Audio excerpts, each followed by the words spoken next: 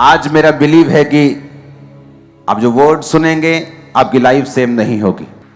तो आज से एक टीचिंग की शुरुआत मैं आपके लिए कर रहा हूं। ये टीचिंग मोस्टली मैं बाइबल कॉलेज में अपने देता हूं, लेकिन वहां पे बहुत डिटेल में होती है। तो थर्सडे मैं वो ही देने की कोशिश करूंगा, लेकिन चाहे हम उतनी डिटेल में ना जा सकें, लेकिन वो इतना होगा कि आपकी लाइफ जरूर बदल जाए। हमें ये समझने की जरूरत है कि जो कुछ आपको चाहिए वो सारा कुछ इस पवित्र बाइबल में मौजूद है। आपको स्पिरिचुअल तरक्की चाहिए, आपको फिजिकल हीलिंग चाहिए, आपको फाइनेंशियल बरकत चाहिए, आपको फैमिली की ब्लेसिंग चाहिए, वो सारा कुछ बाइबल में मौजूद है। लेकिन उसको प्रैक्टिकली अपनी लाइफ में लागू कैसे करना है और उसका फायदा कैसे लेना है, वो बहुत से क्रिश्चियंस को मालूम नहीं है। क्योंकि जो कुछ परमेश्वर ने उनके लिए अवेलेबल किया है उसका वो फायदा नहीं उठा रहे, और वही संघर्ष जो अन्य जातियों की लाइफ में है वही संघर्ष क्रिश्चियन लोगों की लाइफ में भी है। क्योंकि उनको लगता है कि वो भी संघर्ष कर रहा है और मैं भी संघर्ष कर रहा हूं, क्योंकि हमारा देश, हमारा मोहल्ला एक ही है, हमारा प्रोफेशन एक ही है। क्योंकि देश की इकोनॉमी खराब है, फलाने देश की आज मंदी चल रही है, अमेरिका में मंदी चल रही है, तो इस अमेरिका में मंदी चल रही है क्योंकि मेरे देश में मंदी चल रही है, इसलिए मेरे सामने वाले बंदे का भी वही प्रोफेशन है, वही बिजनेस है, मेरा भी वही है, हम दोनों में मंदी चल रही है। लेकिन वचन क्या कहता है? अगर आप बाइबल को ध्यान से पढ़े तो वचन कहता है कि जब अब्राहम के समय में मंदी पड़ी, इसहाक के समय में मंदी पड़ी, तो वचन कहता है अब्राहम और इसहाक 100 गुना फलों को लेके आए, वहां की सरकारों से भी अधिक वो अमीर हो गए और ब्लेस्ड हो गए, और उन फैमिन का, अकाल का और मंदी का उनके जीवन और उनके परिवार के ऊपर 1% भी फर्क नहीं था। रीजन क्या था? अगर आप इन व्यक्तियों को ध्यान से पढ़े तो रीजन ये था कि ये व्यक्ति परमेश्वर के वचन को अच्छी रीति के साथ जानते थे और समझते थे, और ये परमेश्वर के वचनों के साथ जुड़े हुए थे। हालेलुया। जब आप वचन के साथ ज्यादा समय बिताने लगते हैं तो परमेश्वर देखता है कि ये मेरे लिखे हुए वचनों के साथ बहुत समय बिता रहा है। तो आप नोटिस करेंगे जो लोग बाइबल ज्यादा पढ़ते हैं उनको दर्शन भी ज्यादा आने शुरू होते हैं, सपने उनके चेंज होने शुरू जब आप बाइबल पढ़ने लगते हैं। क्योंकि लिखित वचन को पढ़ने से आपका जो आत्मिक एटमॉस्फेयर है आपकी लाइफ का, वो चेंज होना शुरू हो जाता है। आप अपनी सोल को फीड करना शुरू कर देते हैं। कई बार जब कुछ दिनों तक आप खाते नहीं, आपकी बॉडी में एक बेचैनी फील होती है, आपको कमजोरी फील होती है, क्योंकि आपने बहुत दिनों से खाया नहीं, या आपने मिस कर दिया, आप बिजी हो गए। और उसी तरह से आत्मा की जो सोल है, जो आपकी स्पिरिट है, उसका खाना बाइबल है। कई बार आप बिजी हो गए और आपने बाइबल पढ़नी बंद कर दी, आप देखेंगे कि आपकी आत्मा में, सोल में एक अजीब सी बेचैनी होती है। जब आपकी जो सोल है, आपकी स्पिरिट है, उसका खाना वचन है, प्रेयर नहीं है, फास्टिंग नहीं है, वचन उसका खाना है। जब आप वचन को नहीं खाते, उसको फीड नहीं करते, एक अजीब सी बेचैनी आपकी लाइफ में रहती है। दूसरा, आप प्रभु से डिस्कनेक्टेड रहते हैं। जब आप बाइबल को नहीं पढ़ते हैं तो होता क्या है कि जो अगुवाई परमेश्वर ने आपको देनी होती है, और एक संतुष्टि जो शरीर की होती है, जैसे जब आप अच्छी तरह से डाइट को फॉलो करते हैं, आपका शरीर जब हेल्थी फील करता है, आपको अंदर से एक संतुष्टि फील होती है कि आज मैं बहुत हेल्थी फील कर रहा हूं। उसी तरह से आपकी स्पिरिट जब हेल्थी फील करती है और संतुष्ट और कंटेंट फील करती है, फिर वो एक्यूरेट पोजीशन में होती है कि वो परमेश्वर की बात को सुन सके। और जब आप परमेश्वर की बात को सुन के चलते हैं, जो मसले आपके सामने ही होते हैं, कई बार सॉल्यूशन आपके सामने होता है। वचन क्या कहता है? वचन कहता है कि जब अब्राहम ने हाजिरा को अपने आप वहां से निकाल दिया अपने घर से, सारा के कहने पर, तो सारा और उसका बेटा जब जा रहे थे, हाजिरा रोने लगी। हाजिरा और उसका बेटा जब जा रहे थे तो वो रोने लगी, और परमेश्वर ने, दूत ने प्रकट होकर उसके बोला कि परमेश्वर ने तेरे रोने को नहीं परमेश्वर सुनता। इसलिए नहीं कि वो रो रही थी, प्रभु का दूत प्रकट हो गया, उसने कहा तेरे बेटे की प्रार्थना सुनिए। बेटे को प्रार्थना करनी कहां से आती थी? क्योंकि वो अब्राहम के साथ रहता था। आप नोटिस करेंगे एक व्यक्ति जो इतना अच्छे कैरेक्टर का या इतना अच्छा व्यक्ति नहीं है, लेकिन जब वो धर्मी लोगों के साथ रहना शुरू होता है, उस पर भी मसा आ जाता है, चाहे वो इतना कैरेक्टर का अच्छा नहीं है। मसा फिर भी उसकी लाइफ में एंटर करना शुरू करता है। बाइबल कहती है शाऊल जब अभिषेक होकर शमूएल से वापस जा रहा था तो वचन कहता है कि जब नबियों का दल उससे मिला तो शाऊल भी नबूवत करने लगा। तो कहावत चली कि शाऊल भी नबियों में से है, नबियों का है। तो इसका मतलब जो संगति होती है वो आपके ऊपर इफेक्ट करती है। तो वचन कहता है कि जब उसका बेटा प्रार्थना करने लगा, क्योंकि उसने अब्राहम के साथ रह के सीखा हुआ था, तो प्रार्थना परमेश्वर ने सुनी और परमेश्वर ने आकर उसकी मां के दूध को भेजा और उसकी मां की आंखों को खोला। कौन सी आंखों को? लिखा उसकी आंखों को खोला, क्योंकि रोटी और पानी खत्म हो गए थे, कि परमेश्वर ने उसकी आंखों को खोला और उसको एक कुआं दिखा। वो कुआं तो पहले भी वहां मौजूद था, ऐसा तो नहीं था कि कुआं तब परमेश्वर ने नया पैदा कर दिया। सोल्यूशन वहीं पे था, जिंदगी वहीं पे थी, लेकिन वो उस जिंदगी तक वो पहुंच नहीं पा रही थी। उसका रीजन ये था कि उसकी आंखें बंद थी। आंखें बंद होने का कारण यह था कि परमेश्वर को पुकारा नहीं गया था। और उसके बेटे ने जब प्रभु को पुकारा, जब परमेश्वर को अपनी लाइफ में इनवाइट किया, कैसे इनवाइट करते हैं आप? प्रार्थना से। कैसे इनवाइट करते हैं? वचन के साथ जुड़ के। और लिखा जब उसकी आंखें खुली तो वो पानी वहीं पे था। होता क्या है, जब आप बाइबल पढ़ते हैं आपकी स्पिरिचुअल आईज ओपन हो जाती, तब वो सोल्यूशन आपके सामने ही होता है, आपके आसपास ही होता है, लेकिन आपको कभी दिखता नहीं। आप सफर करते रहते हैं, खिंचते रहते हैं, आप दुखी हो जाते हैं, क्योंकि वो सोल्यूशन आपको दिख नहीं रहा, क्योंकि आपने अपनी जिंदगी में परमेश्वर को इनवाइट नहीं किया हुआ, आप बाइबल के साथ नहीं जुड़े हुए, आपने प्रार्थना को अपनी जिंदगी में महत्व नहीं दिया हुआ। कितने मेरी बातों को समझ रहे हैं? कई बार आपके हस्बैंड को बदलने के लिए आपकी एक ही बात चाहिए होती है, एक ही बात ऐसी आपके मुंह से निकलेगी, वो प्रभावित हो जाएगा और धीरे धीरे बदल जाएगा। लेकिन वो बात तब तक परमेश्वर आपके मुंह से नहीं निकालता जब तक आप पूरी तरह से अपनी लाइफ को परमेश्वर के सामने समर्पित नहीं करते।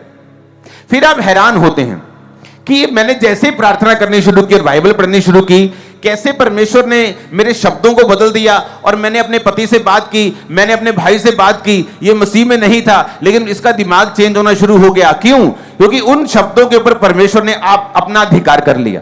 आपके दिमाग पर परमेश्वर ने अपना अधिकार कर लिया। क्यों? क्योंकि आपने उसे मौका दिया, आपने अपने सोल को खाना दिया, वचन दिया, वचन को पढ़ना शुरू किया, पापों से तौबा की, प्रार्थना करनी शुरू की। परमेश्वर ने आपके माहौल को चेंज किया और परमेश्वर ने वो बदलाव किया जो आपकी लाइफ में चाहिए था। कितने मेरी बातों को समझ रहे हैं? तो आज मैं आपको आपके ग्राउंड बना दूंगा। और आपने नोटिस किया होगा कि डिलीवरेंस वीक्स जो पिछले साल हुए थे, अब तक उनकी टेस्टिमनीज को हम पाते हैं कि मेरे घर में 20 साल से शराब था, मेरे घर में 15 साल से शराब था, मैं डिलीवरेंस वीक्स के दौरान आया था और मेरी लाइफ चेंज हो गई। मैं आपको बता रहा हूं, अब वही थर्सडे आ चुके हैं, आपकी लाइफ कभी सेम नहीं रहने, कभी इन जीसस ने, मैं आपको बता रहा हूं। तो आज हम स्टार्ट करेंगे पहला राजा 17 बाब उसकी 1 आयत से। उसमें लिखा हुआ है, तिशबी एलिया जो गिलाद के परदेशियों में से था, उसने अहाब से कहा, इज़राइल का परमेश्वर यहोवा जिसके सम्मुख मैं उपस्थित रहता हूं, उसके जीवन की शपथ, इन वर्षों में मेरे कहे बिना ना तो मेह बरसेगा ना औस पड़ेगी। तब यहोवा का वचन ये उसके पास पहुंचा, यहां से चलकर पूर्व की ओर जा और करीत नामक नाले में जो यरदन के पूर्व में है छुप जा, उसी नाले का तो पानी पिया कर, और मैंने कौओं को आज्ञा दी है कि वो तुझे खिलाएं। यहोवा का यह वचन पाकर वह यरदन के पूर्व में करीत नामक नाले में जाकर छिपा रहा, और सवेरे और सांझ को कौवे उसके पास रोटी और मांस लाया करते थे, और वो नाले का पानी पिया करता था। यहां पर पहली आयत मैं फिर से आपके लिए पढ़ूंगा। उसमें लिखा है तिशबी एलिया। तिशबी यानी उसके बैकग्राउंड का, जैसे तिशबी लोग, पहाड़ी लोग, हम बोलते हैं इजरायली लोग, हां ऐसे नाम था उस तिशबी एलिया कि नेपाली लोग ऐसे। तो तिशबी एक एरिया का नाम था कि तिशबी एलिया जो गिलाद के प्रदेशियों में से था, उसने अहाब से कहा। सीधी एंट्री होती है एलिया अहाब, यानी एक प्रभु का दास, दूसरा उस देश का राजा, इज़राइल का राजा और परमेश्वर का नबी। इधर प्रभु का नबी खड़ा है, इधर इज़राइल का राजा खड़ा है। पहला राजा 17 से पहले एलिया का जिक्र कहीं नहीं आता। जिसमें बाइबल कॉलेज में पढ़ाता हूं कि हम ऐसे जनों को पढ़ेंगे बाइबल में जिनसे परमेश्वर ने डायरेक्ट बात की है बोलकर, कि ऐसे ऐसे कौन कौन से जन हैं जिनसे परमेश्वर ने डायरेक्ट बोलकर बात की है। तो बात तो परमेश्वर ने कैन से भी की है, जिसने अपने भाई को मार दिया था। लेकिन हम उन लोगों को पढ़ेंगे जिन लोगों से परमेश्वर ने बात की है और उन्हें एक डिवाइन असाइनमेंट, एक होमवर्क, एक काम, एक बुलाहट दी है। फिर उन लोगों से परमेश्वर ने बात क्यों की है, क्या खासियत थी उन लोगों में? क्या वो आसमान से चुने हुए लोग थे? क्या पहले से चुने हुए लोग थे? क्या पहले से ही ऐसे चुना गया था जब वो पैदा हुए कि इनसे मैं बात करूंगा? क्या ऐसा था या कोई और कारण था? अगर हम मरियम को पढ़ें जिससे परमेश्वर ने डायरेक्ट बात की थी, तो बाइबल कॉलेज में तो उसे डिटेल में पढ़ाया जाता है क्योंकि वहां घंटों होते हैं, लेकिन आपको मैं पढ़ाऊंगा लेकिन कुछ कुछ हिस्सा, लेकिन आपको समझ सारा आ जाएगा। तो बाइबल में लिखा है जब मरियम से परमेश्वर ने बात की तो मरियम ने एक बात बाइबल में लिखी है। उसने कहा परमेश्वर ने जब उसको गर्भ धारण हो गया, जब उसने बात सुन ली, दूध की और एक्सेप्ट कर लिया कि मैं यीशु मसीह को पैदा करूंगी, कुंवारी रहकर भी उसको डर नहीं था कि उसका पति जो होने वाला है, उसकी सगाई हो चुकी थी, वो क्या कहेगा, समाज क्या कहेगा। तो बाइबल कहती है, उसने बाइबल में लिखा है कि परमेश्वर ने मेरी दीनता के ऊपर दृष्टि की है। तो मरियम ने उन वचनों में बताया है कि उसकी लाइफ में ऐसा क्या था कि परमेश्वर ने उसको चुना धरती ऊपर कि उसके द्वारा प्रभु यीशु मसीह का जन्म हो। पहली बात थी कि वो कुंवारी, असली कुंवारी थी, नाम की कुंवारी नहीं थी। उसने बाइबल कहती कभी भी किसी पुरुष के साथ कोई संबंध नहीं बनाया था। सेकंड, वो दीन थी। लिखा परमेश्वर ने, उसने लिखा कि परमेश्वर ने मेरी दीनता के ऊपर दृष्टि की है। तो जब भी बाइबल में हम किसी के ऊपर परमेश्वर की ग्रेस को देखते हैं तो ये सिर्फ एक तरफा मामला नहीं होता, सिर्फ एक तरफा नहीं होता कि परमेश्वर ने उसको चुन लिया है। ये दो तरफा मामला होता है कि परमेश्वर का मकसद कि अगर तू पवित्रताई पे चले और मेरी आज्ञाओं को सुने तो मैं एक डिवाइन ईश्वरीय होमवर्क तुझे दूंगा, काम करने को दूंगा, मैं तेरी अगुवाई करूंगा, तुझसे बात करूंगा। तो जब परमेश्वर का मकसद हमें मिलता है, दूसरा हम उसके अनुसार अपने जीवन को बिताते हैं, तो परमेश्वर आज भी धरती के ऊपर देखता है कौन से लोगों को मैं इस्तेमाल कर सकता हूं अपनी महिमा के लिए। फिर परमेश्वर उन लोगों को ढूंढता है जो अपने जीवन को समर्पित कर चुके हैं। बाद में कहीं बिगड़ जाते हैं, वो बात अलग है, लेकिन जब वो बिगड़े नहीं होते, प्रभु उनको चुनता है, सामर्थ देता है, उन्हें इस्तेमाल करना शुरू करता है। तो ये परमेश्वर का प्लान था। और मरियम ने कहा कि परमेश्वर ने मेरी दीनता के ऊपर दृष्टि की है, अब से सब लोग मुझे धन्य कहेंगे। तो वो वचन में आप पढ़ सकते हैं जिनसे परमेश्वर ने डायरेक्ट बात की है और क्यों की है।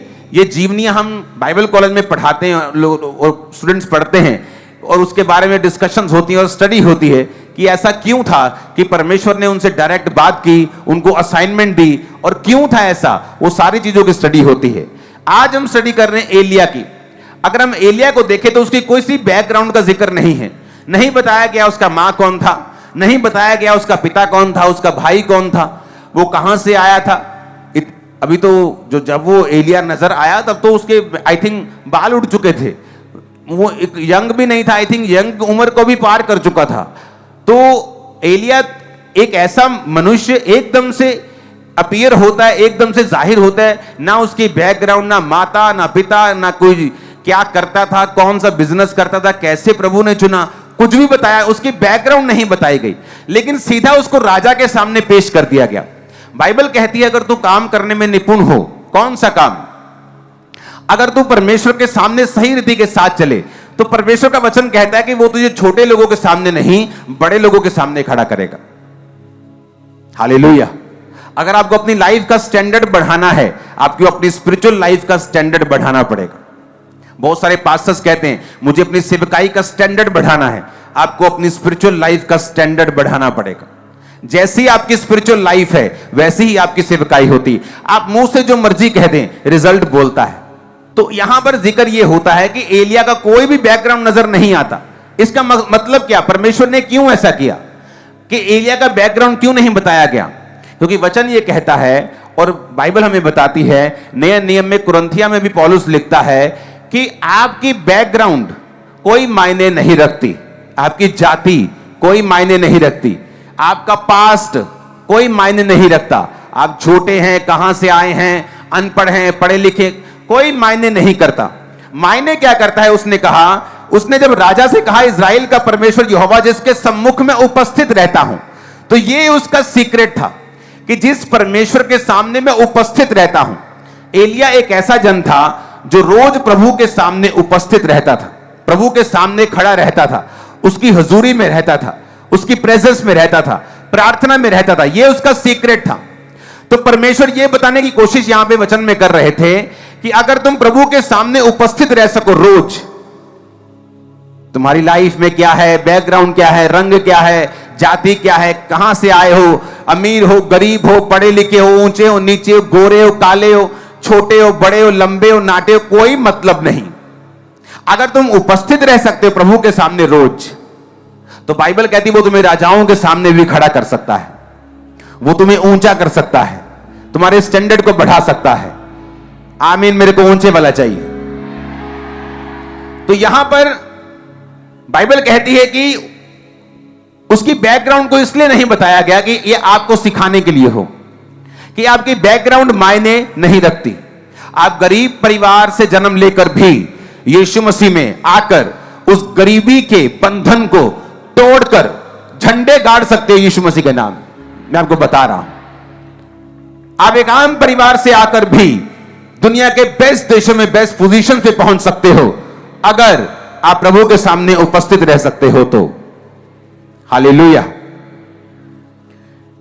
यहां पर एक राजा के सामने वो जिम्मेवारी लेता है कि मेरे कहे बिना बारिश भी नहीं आएगी, औंस भी नहीं पड़ेगी। इतनी दिलेरी कैसे हुई? जबकि अगर आप आगे पढ़ें, इसी एलिया की स्टोरी को आगे पढ़ें, जब उसने बाल के नबियों को और अशेरा के नबियों को मार दिया, 850 नबी एक दिन में मारे गए।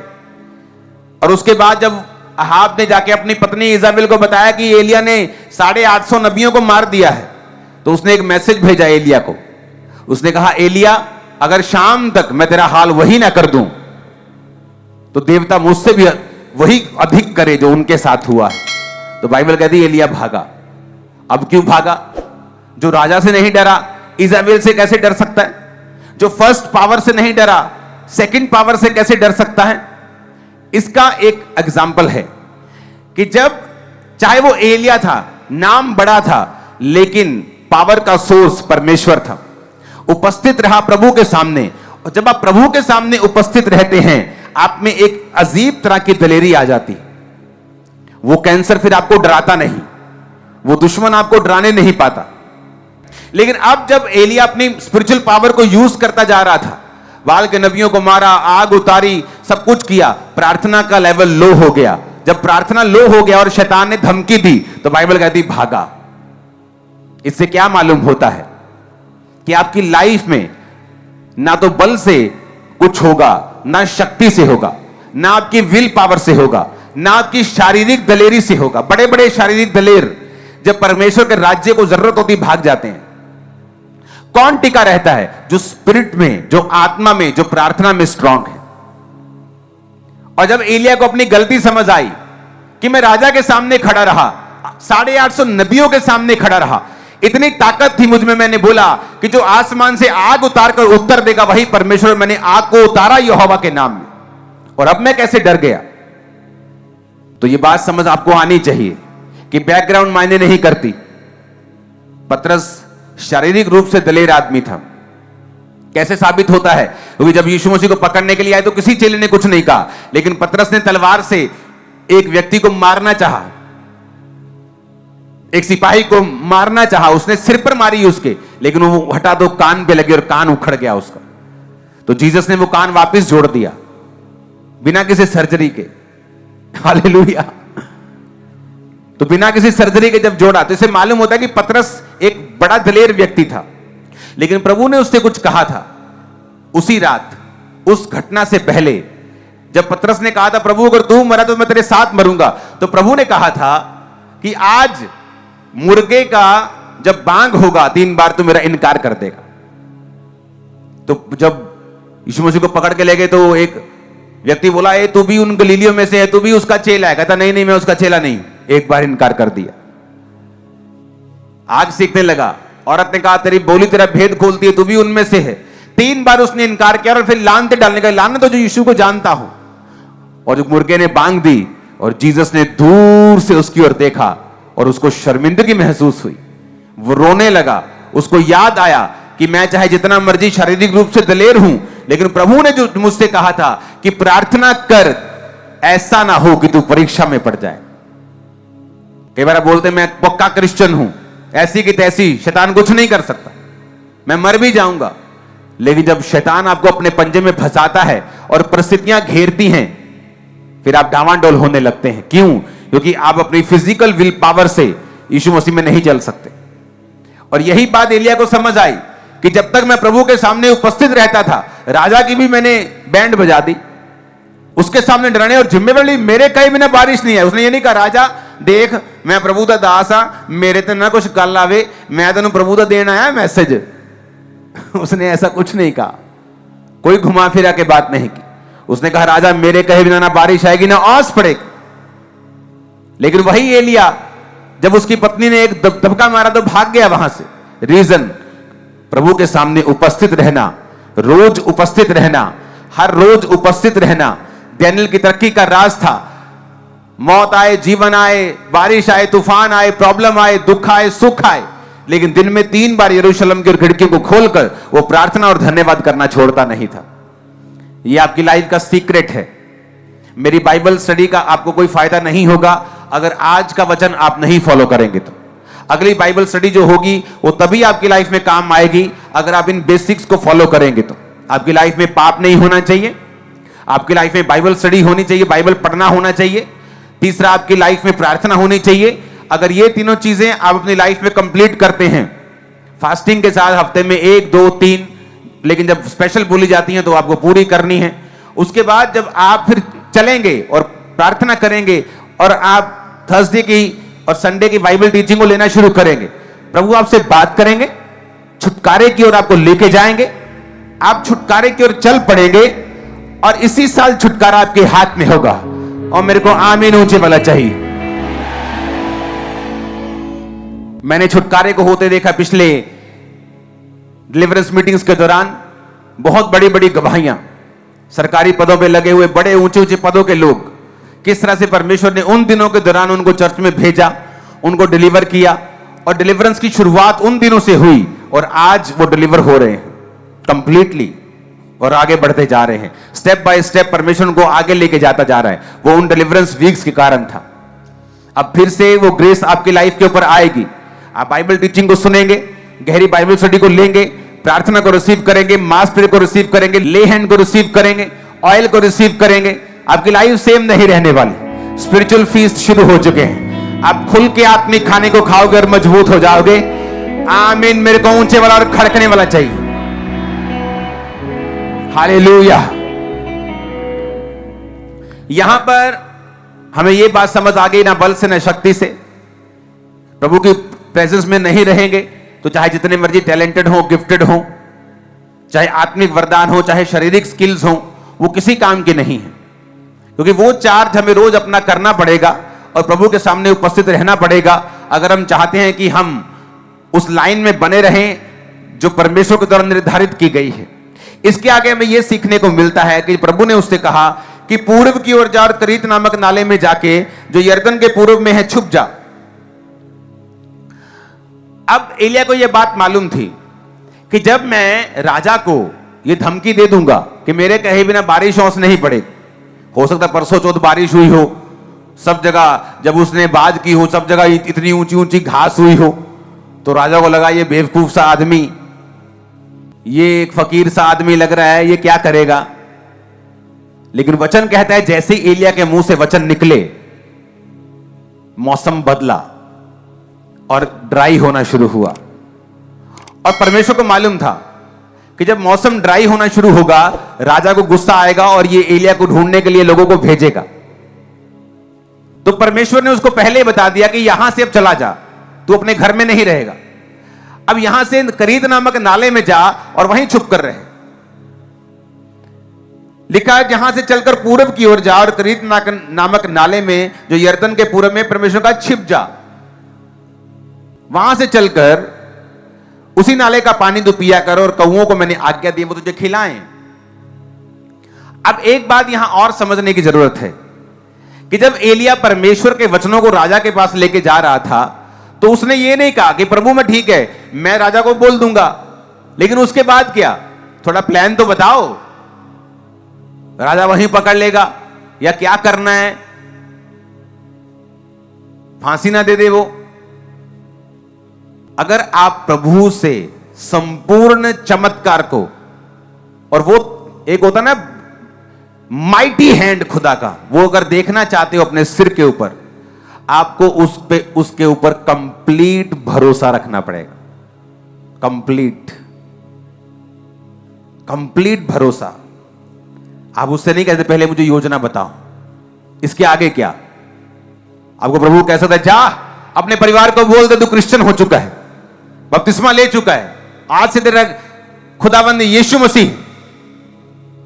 आप बोलेंगे प्रभु आगे क्या? मैं फिर लुधियाना में छुप जाऊं? प्रभु आगे क्या? अगर वो ये करेंगे घर से निकाल देंगे तो क्या होगा? इसका मतलब आप प्रभु के ऊपर पूरी तरह भरोसा नहीं रखते। उसने पहले स्टेप लिया, उसको नहीं मालूम था आगे क्या होगा। जब स्टेप ले चुका, प्रभु ने कहा अब दूसरा कदम ये है। आप जब आत्मिक जीवन जीते हैं, परमेश्वर आपको एक कदम ही आपको मालूम होता है कि ये कदम मुझे मालूम है कि मुझे आत्मा में लेना है, आगे क्या करना है मुझे कुछ नहीं पता। अब्राहम अपने घर, अपने परिवार, अपने कुटुंब, अपने देश को छोड़ के, वो देश जो मैं तुम्हें दिखाऊंगा, चला जा। प्रभु कौन सा देश? बोर्डिंग पास कहां है? पासपोर्ट कहां है? किस देश में जाऊंगा? वहां क्या करूंगा? क्या काम करूंगा? उस देश में मुझे कुछ होगा तो नहीं? लेकिन वचन कहता है वो अपने देश को छोड़कर चल पड़ा। किधर जाऊं? इधर जाऊं, इधर जाऊं, इधर जाऊं कि इधर जाऊं? कोई मैसेज नहीं, कोई अगुवाई नहीं, बस इतना पता था कि ये एरिया छोड़ के जाना है। वो चल पड़ा। आगे प्रभु की आवाज आई, अब यहां जाना है। संपूर्ण भरोसा। हो सकता है जब वो चल पड़ा हो 2 साल आवाज ना आई हो, लेकिन आज के विश्वासी को पूरा मास्टर प्लान चाहिए। अगर मैं ये करूंगा तो प्रभु क्या करेगा? अगले दिन उसको अगुवाई चाहिए, क्योंकि सब फास्ट जमाना है। पहले एक पिक्चर भेजनी होती थी, पिक्चर खींचते थे, उसको कार्ड से ईमेल पे ट्रांसफर करते थे, ईमेल से उसकी अटैचमेंट बना के भेजते थे। भाई साहब पिक्चर पहुंच गई, वो डाउनलोड होता। आज पिक्चर खींचो व्हाट्सएप पे, ठक ठक पहुंच गई, चलो ठीका बजे दो, अरे चलो पहुंच गई। फास्ट जमाना हो गया। आज सब कुछ फास्ट चाहिए। अगर मुझे ये स्टेप लेना है, प्रभु क्या करेगा? आज मैंने टाइट दिया, पास्टर साहब कल मेरा करोड़ों रुपया घर में पहुंच जाना चाहिए। हालेलुया। लेकिन प्रभु ऐसे काम नहीं करता। जो मैजिशियन होता है, जो जादूगर होता है, वो प्रभावित करने के लिए जादू करता है। लेकिन जीसस मैजिशियन नहीं। अगर आप उससे मिरेकल चाहते हैं तो आपको प्रेम में होकर संपूर्ण विश्वास के साथ एक बच्चे के माफिक उसके पास जाना पड़ेगा और वो आपको छुएगा। वो मैजिशियन नहीं है जो आपको प्रभावित करने के लिए कि आप क्रिश्चियन हो जाओ तो मिरेकल करेगा। उसे कोई जरूरत नहीं है।